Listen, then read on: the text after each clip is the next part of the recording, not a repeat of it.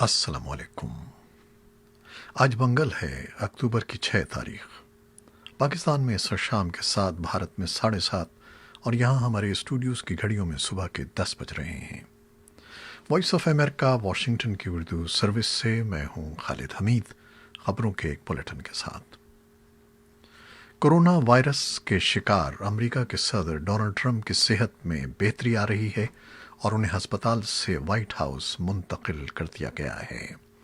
صدر ٹرمپ ریاست میری لینڈ کے فوجی ہسپتال میں 72 گھنٹے تک زیر علاج رہنے کے بعد پیر کو وائٹ ہاؤس پہنچے تو وہاں موجود افراد نے ان کا استقبال کیا۔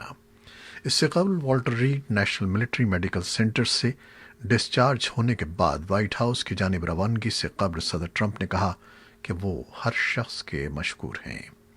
وائٹ ہاؤس پہنچنے پر صدر ٹرمپ نے میڈیا کے کیمروں کو دیکھ کر اپنے دونوں انگوٹھے فضا میں بلند کیے اور انہوں نے ماسک بھی اتار دیا۔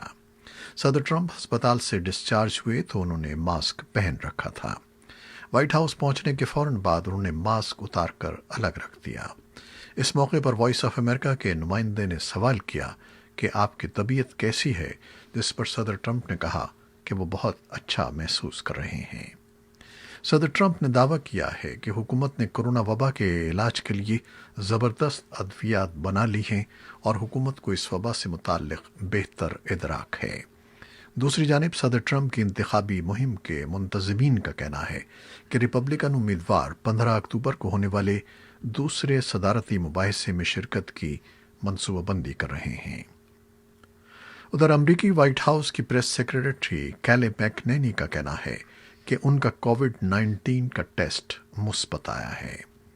میکنینی نے ایک ٹویٹر پیغام میں کہا کہ جمعرات کے روز سے ان کا ٹیسٹ روزانہ منفی آ رہا تھا، لیکن پیر کے روز یہ مثبت آیا ہے، مگر وہ کسی قسم کی علامات محسوس نہیں کر رہی۔ میکنینی کا کہنا تھا کہ وہ قرنطینہ میں جانے کا عمل شروع کر رہی ہیں اور اب کام تنہائی میں کریں گی۔ پاکستان میں کورونا سے صحت یاب ہونے والے افراد کی تعداد 3 لاکھ سے تجاوز کر گئی ہے۔ پاکستان میں کورونا کیسز کی مجموعی تعداد 3,15,000 سے زیادہ ہے، جبکہ 15,000 سے زیادہ ایکٹیو کیسز اب بھی موجود ہیں۔ افغانستان کی وزارت صحت نے گزشتہ 24 گھنٹوں میں کووڈ-19 کے 64 نئے کیسز کی اطلاع دی ہے۔ ملک میں اس وقت کورونا مریضوں کی کل تعداد 39,486 ہے، جبکہ وزارت کے اعداد و شمار کے مطابق 1,467 اموات ہو چکی ہیں۔ یہ کیسز میں دوسرے روز ہونے والا مسلسل اضافہ ہے۔ بھارت میں کورونا کیسز کی تعداد 66,86,000 سے زیادہ اور اموات کی کل تعداد 1,03,569 ہو گئی ہے۔ عالمی وبا سے متاثرہ ملکوں کی فہرست میں امریکہ پہلے، بھارت دوسرے اور برازیل تیسرے نمبر پر ہے۔ امریکہ میں بیماریوں کے کنٹرول اور روک تھام کے مرکز CDC کے مطابق وہ اب اس بات کو تسلیم کرتے ہیں کہ کووڈ-19 وائرس ہوا میں چھوٹے چھوٹے ذرات کے ذریعے بھی پھیل سکتا ہے، جو زیادہ فاصلے اور کئی گھنٹے تک فضا میں موجود رہ سکتا ہے۔ اس سے قبل CDC کا یہ موقف رہا ہے کہ کورونا وائرس مختلف افراد کے ایک دوسرے سے 2 میٹر کے فاصلے کے اندر رہنے سے بات کرنے، سانس لینے، کھانسنے یا چھینکنے کی صورت میں پیدا ہونے والے آبی بخارات کی صورت میں منتقل ہو سکتا ہے۔ تاہم مرکز نے اپنی ہدایات تبدیل کرتے ہوئے سابقہ تحقیق کے نتائج کی بنیاد پر یہ فیصلہ کیا ہے کہ یہ وائرس ہوا میں چھوٹے چھوٹے آبی بخارات یا ایروسول کی صورت میں غیر معمولی حالات میں زیادہ دیر تک فضا میں موجود رہ سکتا ہے، جہاں کورونا وائرس سے متاثرہ کوئی شخص 2 میٹر سے زیادہ فاصلے پر موجود شخص کو متاثر کر سکتا ہے، یا پھر متاثرہ شخص کے وہاں جانے سے کچھ ہی دیر بعد وہاں موجود افراد پر اثر انداز ہو سکتا ہے۔ عالمی ادارے صحت کا کہنا ہے کہ دنیا میں ہر 10 میں سے ایک شخص کورونا وائرس سے متاثر ہو سکتا ہے۔ ادارے کے صحت عامہ کی ہنگامی صورتحال پروگرام کے ڈائریکٹر مائیکل رائن نے پیر کے روز کہا کہ ادارے کی تخمینے کے مطابق اس وقت دنیا میں 10% لوگ ممکنہ طور پر کورونا وائرس سے متاثر ہو چکے ہیں۔ افغانستان میں مفاہمت کے لیے امریکہ کے خصوصی نمائندے زلمے خلیلزاد کہتے ہیں کہ امن عمل سے مراد یہ ہے کہ افغانستان کے لیے ایک سیاسی تصفیہ ہو اور اشروں سے جاری جنگ ختم ہو جائے۔ زلمے خلیل زاد اور افغانستان میں نیٹو افواج کے کمانڈر جنرل اسکاٹ ملر نے پیر کی شب دوحہ میں افغان صدر اشرف غنی سے ملاقات کی ہے۔ خلیل زاد نے ایک ٹویٹ میں لکھا ہے کہ انہوں نے صدر غنی کو بتایا کہ افغان قوم کو امن کا موقع نہیں گنوانا چاہیے۔ انہوں نے کہا کہ وہ اسلامی جمہوریہ کے مذاکرات کاروں کی حمایت کرتے ہیں، چاہے ان کا کام کتنا ہی طویل ہو۔ خلیل زاد نے کہا کہ انہوں نے تمام فریقوں سے جو کچھ سنا ہے اس سے ان کو حوصلہ ملا ہے اور اس میں دونوں ٹیموں کی امن سے وابستگی کا عزم بھی شامل ہے۔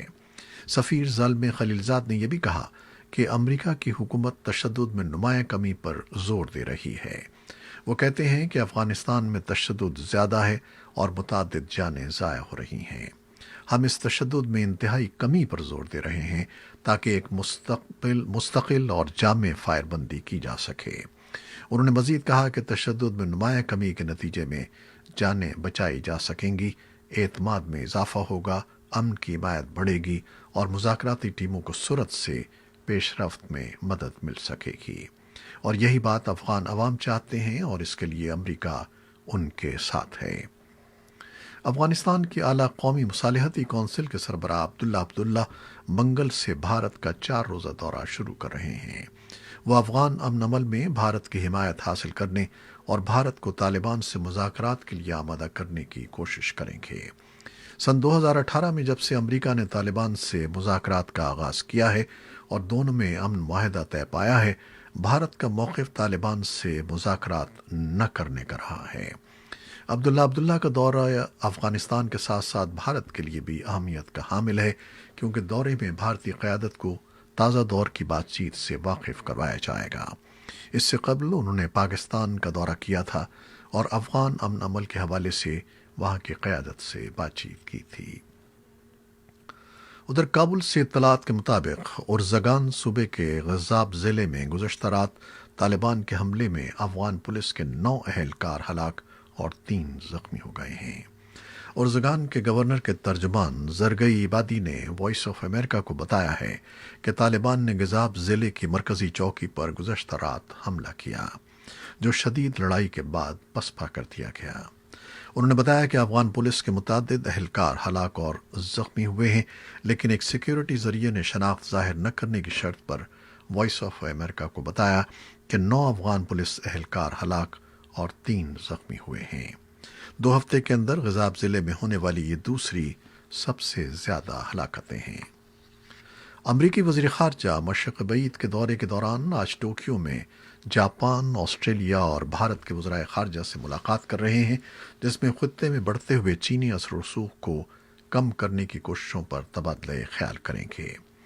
امریکی وزیر خارجہ پومپیو، جاپانی وزیر خارجہ توشی متسو موٹیگی، آسٹریلیا کے وزیر خارجہ میریس پین اور بھارت کے وزیر خارجہ سبرامنیم جے شنکر کو سفارتی حلقوں میں 4 وزرائے خارجہ کے گروپ سے جانا جاتا ہے۔ یہ وزرائے خارجہ کورونا وائرس کے علاوہ معاشی اور سیکیورٹی سے متعلق تعاون پر مبنی ایک آزاد اور کھلا انڈو پیسیفک گروپ تشکیل دینے پر بھی غور کریں گے۔ یہ چاروں وزرائے خارجہ جاپان کے نئے وزیر اعظم یوشی ہیڈا سوگا سے بھی ملاقات کریں گے، جنہوں نے گزشتہ ماہ سابق وزیر اعظم شنزو آبے کی جگہ ذمہ داریاں سنبھالی ہیں، جو خرابی صحت کی بنا پر مستعفی ہو گئے تھے۔ چاروں وزرائے خارجہ کے اجلاس سے قبل امریکی وزیر خارجہ پومپیو نے اپنے جاپانی ہم منصب موتیگی سے ملاقات کے دوران جاپان کے وہ نئے وزیر اعظم سوگا کو ایک طاقتور لیڈر قرار دیا۔ وہ سابق وزیر اعظم شنزو آبے کے کلیدی ترجمان اور اہم اتحادی کے طور پر بھی فرائض انجام دیتے رہے ہیں۔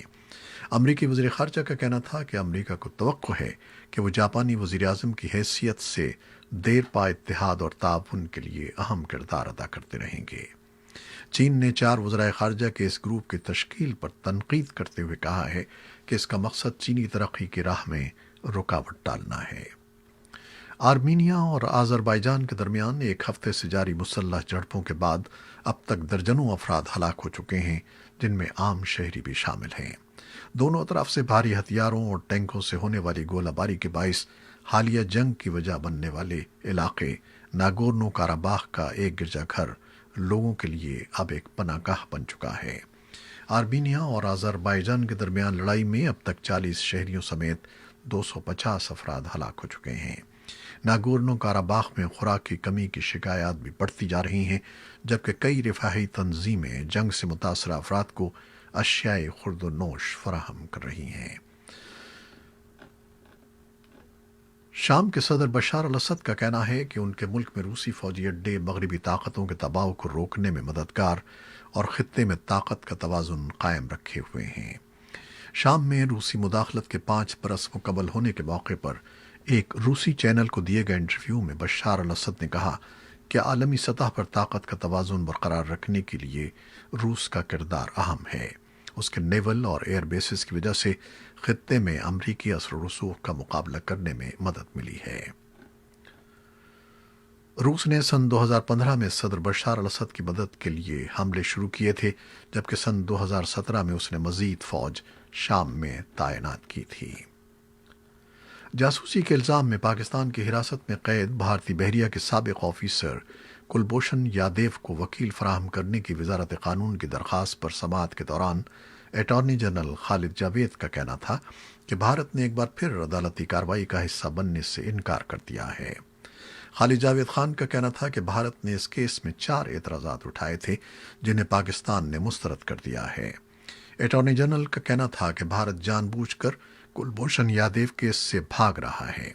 ऐसा मालूम होता है कि भारत को कुलभूषण के मुस्तकबिल से कोई दिलचस्पी नहीं है, वो सियासी तौर पर मामले को देखना चाहता है।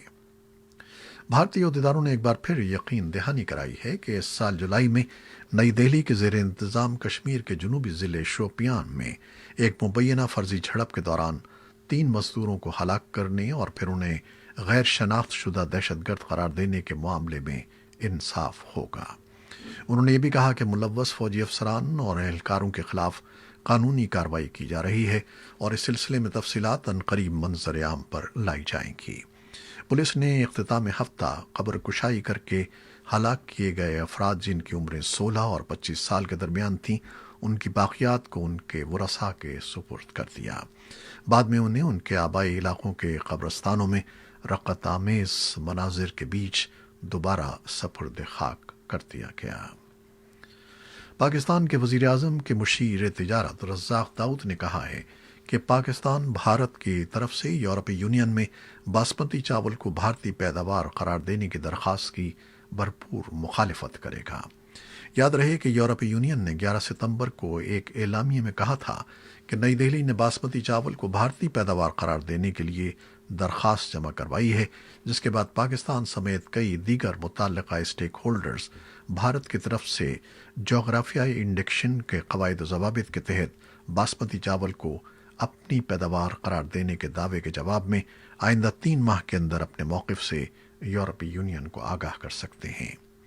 बाज़ मुबस्सिरीन का कहना है कि इस बात का इम्कान बहुत कम है कि भारत यूरोपीय यूनियन में बासमती चावल को भारतीय पैदावार करार दिलवाने में कामयाब हो सकेगा। ताहम चावल की तिजारत से वाबस्ता पाकिस्तानी ताजिरों के नुमाइंदों ने बासमती चावल से मुताल्लिक़ भारत के दावों पर शदीद तहफ़्फ़ुज़ात का इजहार करते हुए कहा है कि भारत की तरफ से बासमती चावल को सिर्फ भारतीय पैदावार करार देने की कोशिशें अगर कामयाब होती हैं तो इसकी वजह से पाकिस्तान की बासमती चावल की बैरून तिजारत पर मनफी असरात मुरतब हो सकते हैं। पेशावर पुलिस ने एक रोज़ कबल कत्ल किए जाने वाले कॉलेज प्रोफेसर के कत्ल का मुकदमा दर्ज करके एक मुलजिम को गिरफ्तार कर लिया है। गिरफ्तार होने वाला मुलजिम मकतूल प्रोफेसर का रिश्तेदार बताया जाता है, जबकि दूसरा मुलजिम कॉलेज में मकतूल प्रोफेसर का साथी प्रोफेसर बताया गया है। ये थी वो खबरें जो फेसबुक लाइव पर हमने आपके लिए पेश की। हमारी वेबसाइट और यूट्यूब पर यह बुलेटिन पोस्ट कर दिया जाता है, जिसे आप बाद में भी देख सकते हैं। खालिद हमीद को अब इजाज़त दीजिएगा। अल्लाह हाफिज़।